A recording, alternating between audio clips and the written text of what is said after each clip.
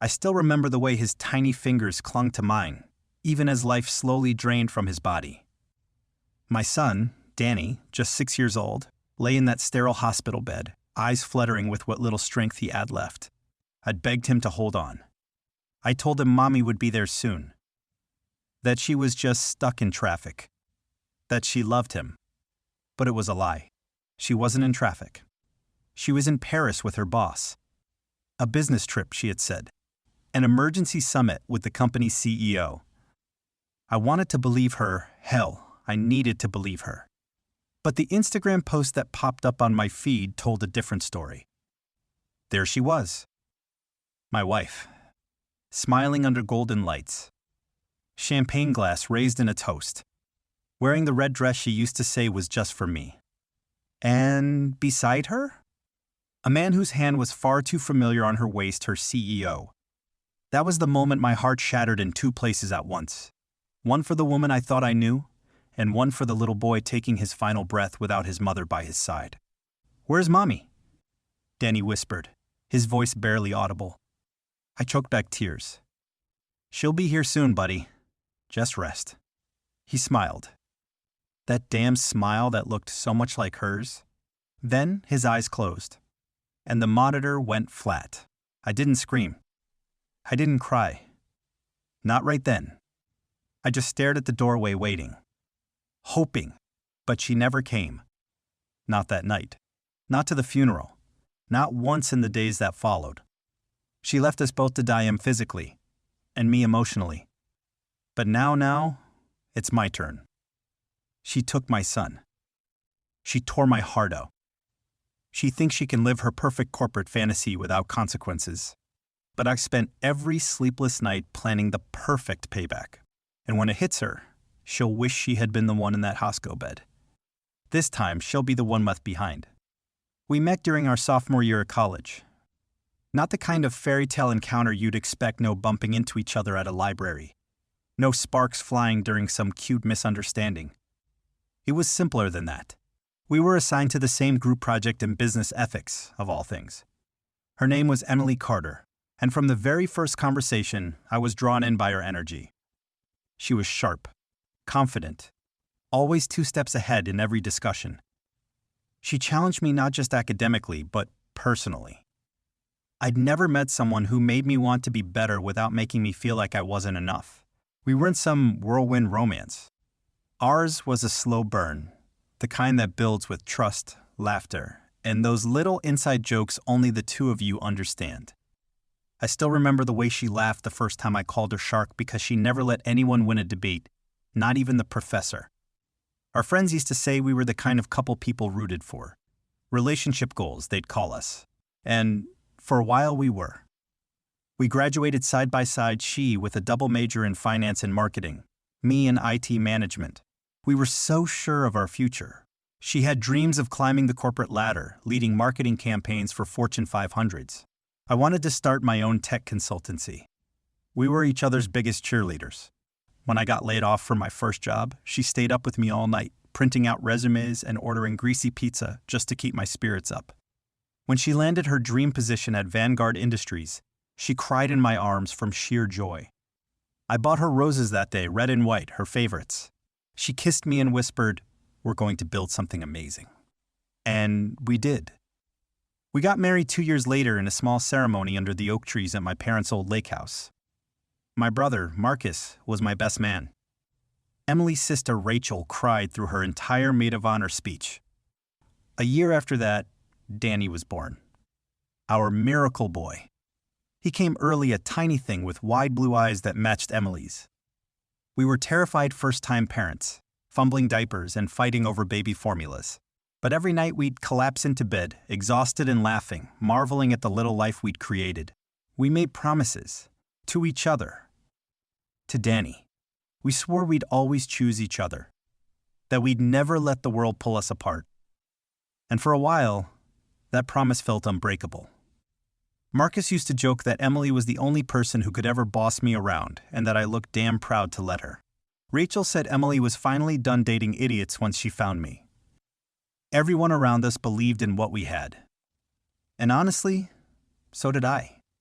Even when things got hard, like when I started my own company and money was tight, Emily stood by me. She picked up more hours, pushed for promotions, always insisting we'd be okay. And when Danny got sick, just 3 years old at the time, she broke down in my arms. I remember her trembling as the doctor said leukemia. We clung to each other like lifelines. Hospital visits, late-night fevers, test results that made our stomachs drop. We went through it all, hand in hand. Emily never missed a treatment. Never flinched when Danny screamed from another injection. She was a warrior. But somewhere along the way, something shifted. Her promotions came faster. The hours got longer. Business trips became more frequent. At first, I was proud. She was killing it in her career. She'd always dreamed of being the youngest VP in her company, and she was getting close. But as the weeks passed, I started noticing things. Missed calls during Danny's chemo. Sudden flights that didn't show up on her calendar. Lack of emotion in moments that should have broken her. I told myself she was just coping differently. That she was drowning herself in work so she wouldn't drown in the pain of watching our son suffer. I believed in her. Even when my brother raised his eyebrows. Even when Rachel asked, "Is everything okay with Em?" I defended her. Because love blinds you. And when you've built a life, a family, a dream with someone, the idea that they could walk away from it from you feels impossible. But that's the thing about betrayal. It doesn't strike like lightning. It creeps in slow, silent, until one day, you wake up next to a stranger and realize you've been alone for a long, long time. At first, I made excuses for her. Emily was working late more often, but that was normal, right? The company was going through restructuring. Deadlines were tighter. She was being considered for a senior executive position, and I knew what that meant. Long nights, early mornings, strategy calls in the middle of dinner. I didn't complain. I took over Danny's appointments. I sat by his bed, read him bedtime stories, held his hand through the nausea and fatigue. I told myself this was teamwork. I told myself this was love. But love shouldn't feel like abandonment.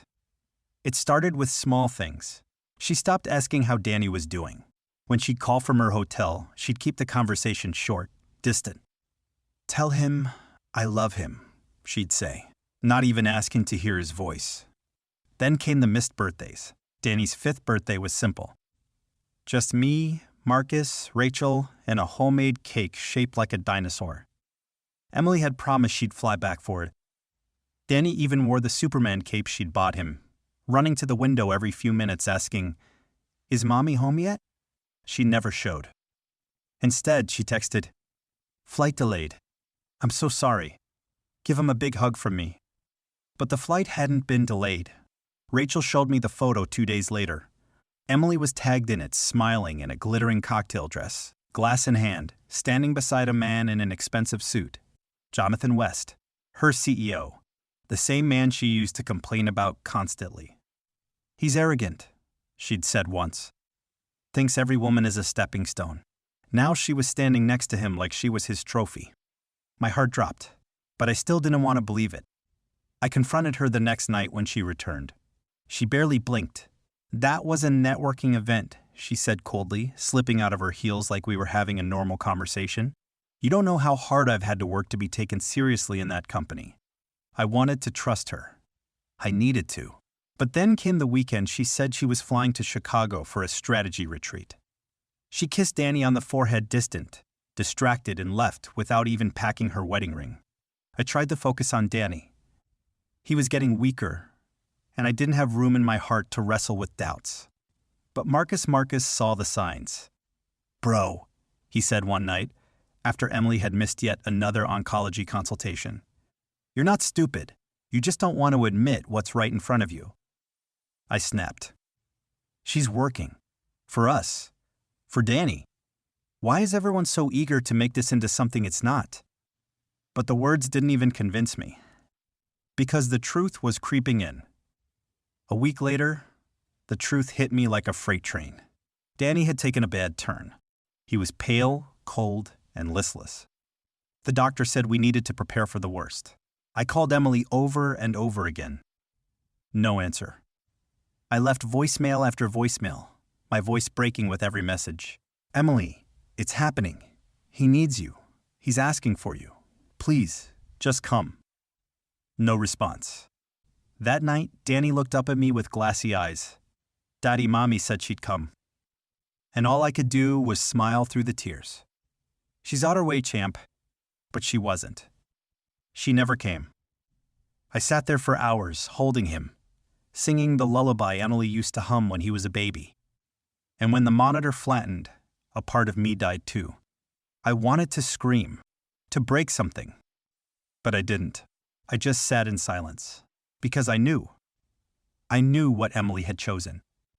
I went home that night and opened her laptop. Her passwords hadn't changed. Maybe part of her thought I'd never look. The emails were all there. Flights to France. Private dinners. Hotel upgrades all booked by Vanguard's corporate account and CC'd to Jonathan West.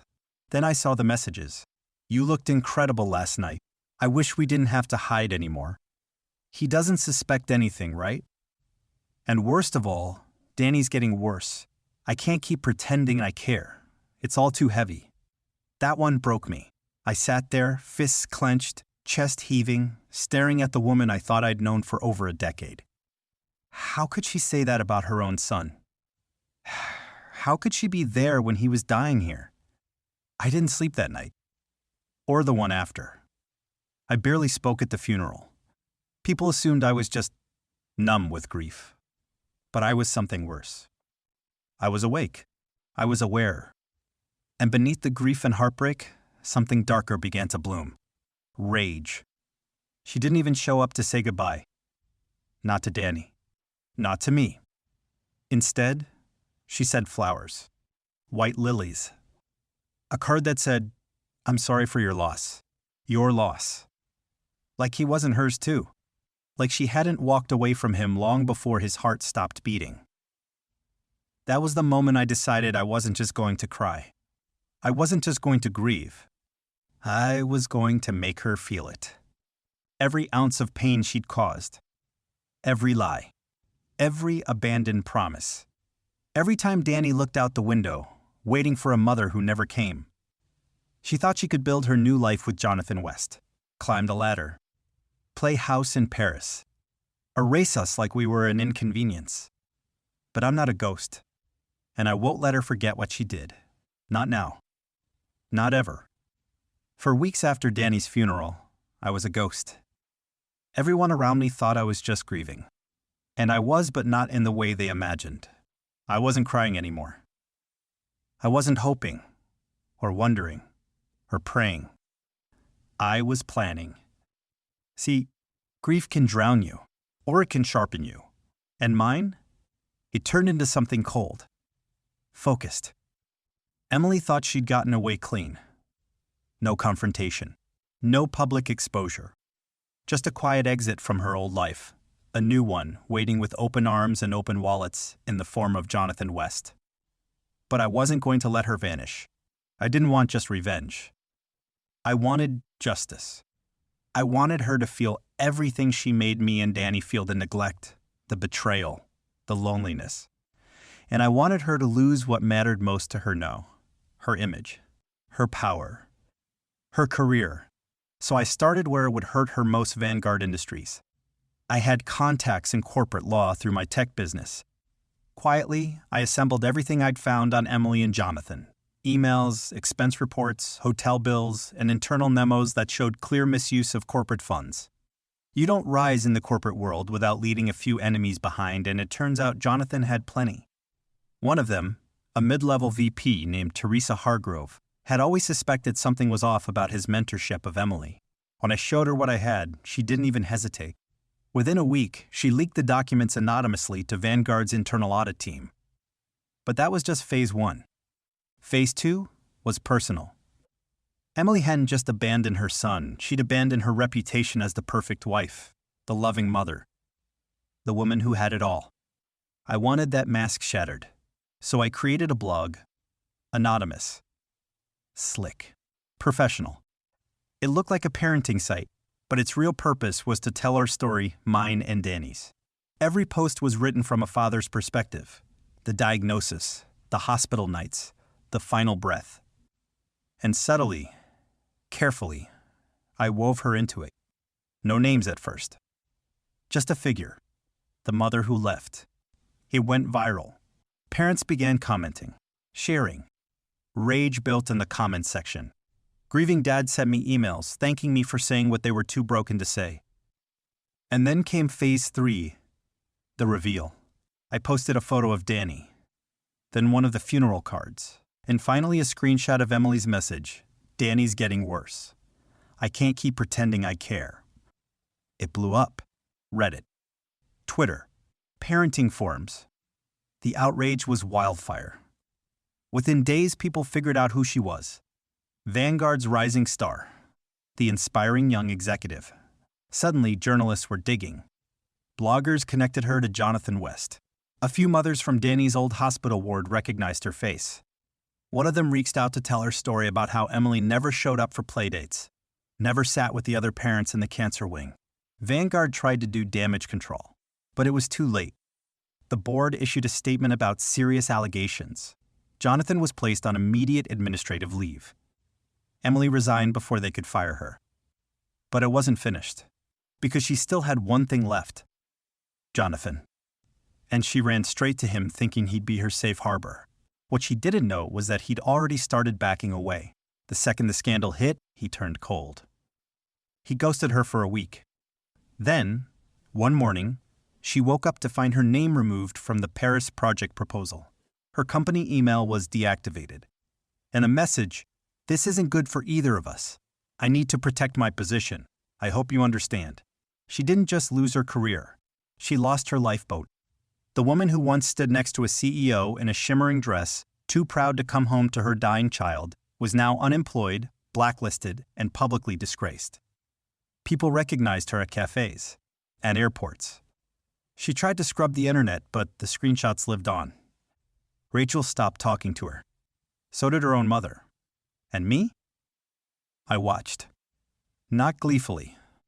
Not with bitterness, but with clarity. This wasn't about vengeance anymore. It was about truth. About showing the world who she really was behind the title, the Instagram filters, the perfect power suits. She chose her ladder. She climbed it, step by step, over the back of a sick little boy. She thought no one would see. But now, everyone does. I didn't need to scream or fight or beg. I just told the truth. And it was louder than anything she could deny. I still visit Danny's grave every Sunday. I bring fresh sunflowers, his favorite. I sit on the little stone bench beside him, and I talk like he's right there. I tell him about my week, about how the garden's blooming, about how the neighbor's dog finally stopped digging up the roses. Some days, I cry. Most days, I smile. It took a long time to get here. For a while, I didn't think I'd ever feel whole again. The silence of the house used to crush me. His empty room felt like a wound that never closed. And the betrayal God. The betrayal. But grief has layers. It changes. It evolves. And eventually, something inside me shifted. I stopped asking why. And I started asking what now? What kind of life would make my son proud? What kind of man do I want to be now that the storm has passed? The blog that began as a quiet form of revenge became something more, a place where other parents found solace. I renamed it Danny's Voice. It became a small nonprofit. We share stories of children fighting serious illness, and we support parents going through what I did so no one feels as alone as I once did in that hospital room. I speak at conferences now. I sit on panels. I get letters from parents across the country who say, "Your words help me hold on." Funny how the same pain that nearly broke me ended up becoming my purpose. As for Emily, I haven't heard from her in over a year. Last I'd heard, she moved out of state, tried to rebrand, start over. But the internet never forgets. And neither does a conscience. There's no part of me that wishes her well, but there's also no part of me obsessed with her anymore. I've moved on. Not in the flashy, dramatic way she chased, but in the quiet, real way that matters. Marcus and Rachel are still in my life. They check in often. We do movie nights. Rachel sometimes bakes the same chocolate chip cookies Danny loved. And when we laugh, it doesn't feel forced anymore. I'm learning that healing doesn't mean forgetting. It means remembering with love instead of rage. It means rebuilding a life not in spite of the cracks, but because of them. Danny may be gone, but he's everywhere I go. In the sunlight on the porch, in the wind chimes by the window, in every parent I help find strength. He is my strength. And in the end, the best justice wasn't taking Emily down. It was building something so full of love, honesty, and purpose she could never be part of it.